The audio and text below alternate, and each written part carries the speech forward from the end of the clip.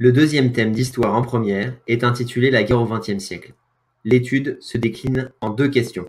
Tout d'abord, l'examen des deux guerres mondiales et de la création de deux organisations internationales destinées à assurer la paix, la SDN, puis l'ONU. Ensuite, l'examen des nouvelles formes que prend le phénomène guerrier après 1945. La guerre peut être définie comme un conflit armé opposant deux États ou plus, ou deux factions à l'intérieur d'un État.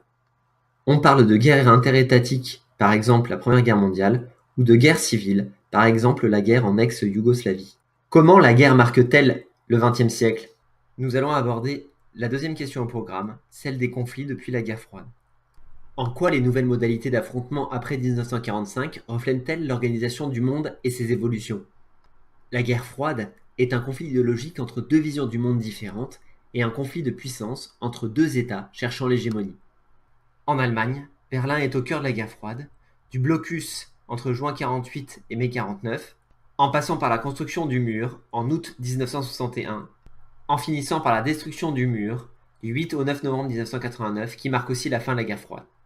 La crise des missiles de Cuba est le point culminant de la guerre froide, entre l'alliance entre Cuba et l'URSS en 1960, l'installation des missiles à l'été 1962 et la résolution de la crise en octobre 1962 qui débouche sur une phase de détente. La guerre du Vietnam entre 1964 et 1973 est un des conflits armés de la guerre froide.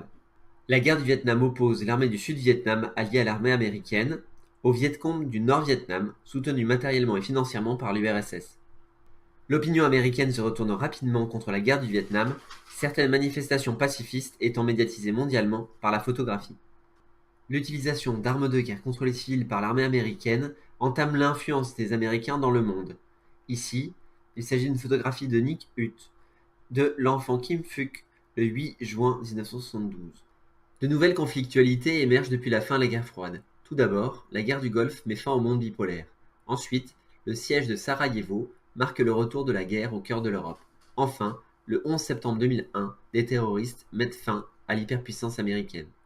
Les conflits depuis 1945 reflètent l'organisation et l'évolution du monde car, d'une part, les conflits de la guerre froide sont bien des affrontements indirects entre les deux superpuissances. D'autre part, depuis la fin de la guerre froide, les conflits sont plus nombreux, plus violents et ont été le reflet de l'hyperpuissance américaine puis de son effritement.